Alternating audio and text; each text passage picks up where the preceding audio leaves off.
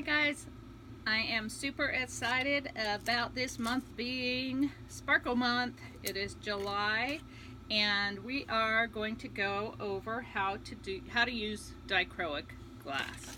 Okay, I'm going to use COE 104, but this goes for borosilicate as well. When it comes to Dichro, you can get it in strips, you can get it in plates of Dichro, you can, they're super expensive, but you can get scrap. So what I have here is the scrap Dichro that I have been using for the last couple of years. I've really been into Dichro beads. So this is just a little piece that was triangle. The way they send it sometimes has a long pointy edge to it, so I don't particularly want to use that in the way I make my little small beads, but so I have a lot of these little scrap triangles. So what I'm going to do is I'm going to make a bead using this and showing you how not to burn out the Dichro and how to make sure that you are going to get the most sparkle for what you have. So with Dichro, you have one side of it is the glass, and then one side of it is the metal oxides that they put onto the glass.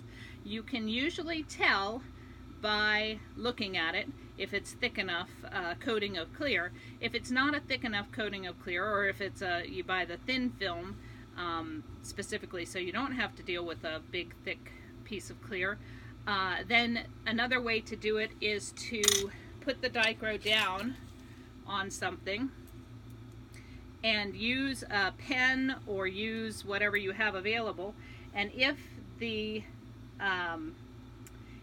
shadow that it creates when it's poking down does not touch the tip of what you're poking down, then that's the glass side. If you turn it over and you're not sure if that's the metal side, you put it up against it, and if the shadow directly touches the tip, then that's the dichroic side.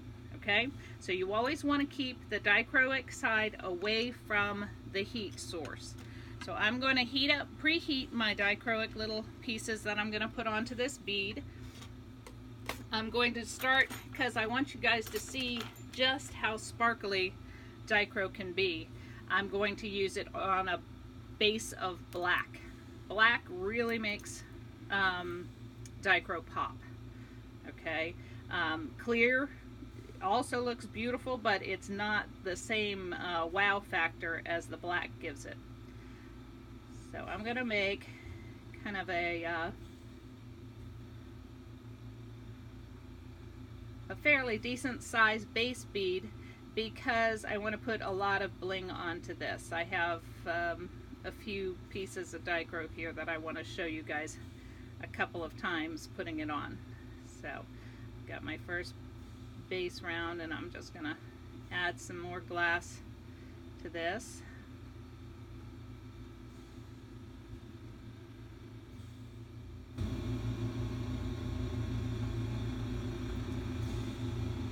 So this is kind of the boring part, just making a base bead. And for as many people that make beads out there in the world, there are as many ways that you can create your base bead. So this is not the part I'm really into teaching you. But there's my black base bead. I'm going to shape it a little bit just so I have a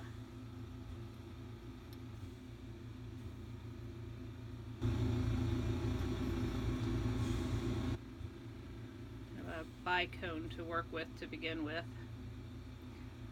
Shaped on the edges. Alright, so I have kind of an olive shape here, but it really does not make any difference what shape your bead is in when you start this. So I have preheated my Dichro glass so it should not pop and shatter. Now I have it with the clear glass side facing the flame. I'm heating my bead underneath because I want to put the two together, and they have to be hot and hot. So that's going to be nice and warm, and then I'm going to put my Dichro on top. Now I'm going to heat a portion of my Dichro. So I'm going to pick the edge that's closest to me because it's the most likely to get accidentally heated. So what I'm doing is I'm heating that edge and then I'm pushing that clear down over the Dichro edge that is on the underside there. Because if I don't take the time to do that right now, then that little portion is going to get that scuzzy white burnt out look. Now I'm going to pick the next part up on my Dichro, one of the edges here. Again, I'm heating that edge and then I'm pushing that clear over top of it. Heating that edge and pushing that clear over top of it. Now I have only this edge left to do, this upper edge that's furthest away from the heat, because that was the safest portion of my Dichro. So now I'm just heating it and I'm pushing it down. If there's a spot that you miss along the way of covering this Dichro with clear, that's the spot that's going to burn and get that scuzzy, ugly little portion there. So now my Dichro is fully encased with that clear glass that came over top of it. And I'm just going to make sure that it's totally intact all the way around, that it's covered with that clear before I go to put anything else onto this bead. Okay, so that's pretty. I'm going to go ahead and get another piece of my Dichro. I'm gonna, sorry, my hand's right in your way. So I have it preheated, but I still want to get it hotter by kind of bouncing it in the flame in the end here. I've heated my base bead and I'm going to lay it on top. Okay, then I'm going to come to this edge that's closest to the fire again, and I'm going to heat it, and I'm going to press it down, aiming to heat just that clear so that it's molten and I can move it over top of the edges of my Dichro. They have really improved Dichro for glass workers over the past couple of years. That and I've improved with my Dichro skills, so it's much more difficult to burn out the Dichro. Still possible if you're not careful with your edges, but it's not as likely to happen if you make sure you're covering all of those edges. Okay, so I've got another piece on there. Now you can layer as many pieces of Dichro as your little heart desires on this bead. I've got a few more I want to add to it.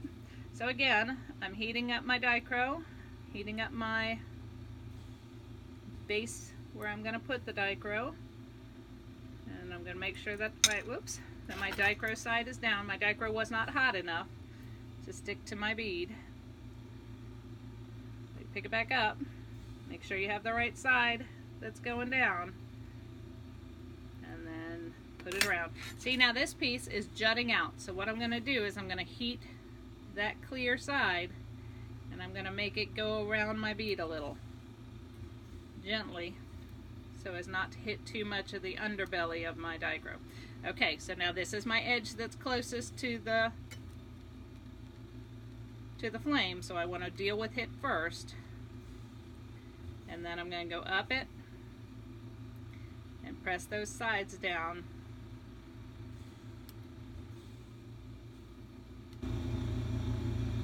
Focusing where I want to move that clear glass, that's where I'm heating it, and then I'm moving that clear glass over top of the edge of the Dichro.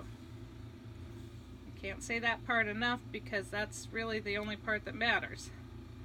That and putting your Dichroic on the correct side. You'll know if you have accidentally put it on the wrong side. It won't look right, and then it's more likely to burn out. Again, if you're careful, people can even do the Dichro alone just on top of a bead without burning it out completely, because Dichro has improved that much. If you only have black Dichro, it's probably not your best option for what I'm talking about. Black Dichro is Dichroic that has been put onto a base of black glass. Again, it pops, it's beautiful, but when you're first learning to apply Dichro, much easier to apply it when you already have a clear coat over top of it, and the black does not have a clear coat over top of it. Okay, so now I have that third piece on. I have a couple spots that really are begging for a little bit more Dichro on this bead, so I'm going to say, okay, I've got another couple on here. Now this spot here doesn't have any Dichro on it, so I'm going to heat up another piece, set it there. Again, I've got a jutty out piece, so I'm going to heat that gently first and get it to stick down. Now this edge is the edge that's closest to my flame, so I'm dealing with it first again. And I'm pushing it down.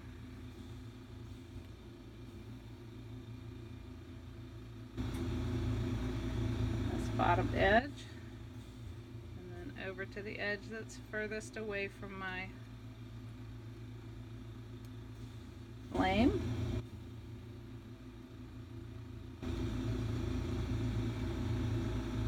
And when you're doing this, I have been doing this for a long time. So, and I deal with Dichro on a daily basis. So, I can make it look a little easier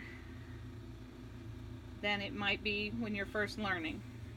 Okay, so I've got another spot of black that I want to cover with my Dichro. So I have a tiny little piece I'm going to stick up there. And these are all just pieces that I have left over, or I have bought a scrap. Back when I first started, Dichro is expensive, and I did not have money to waste on putting Dichro onto every bead.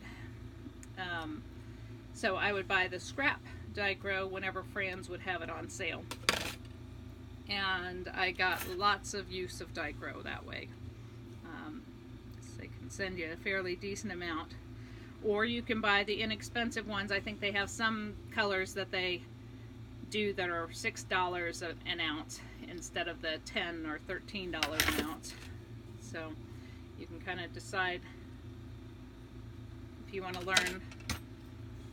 They're still beautiful. They just, I'm not sure exactly why they're cheaper, because I love them. I love those colors. So now I'm just shaping it.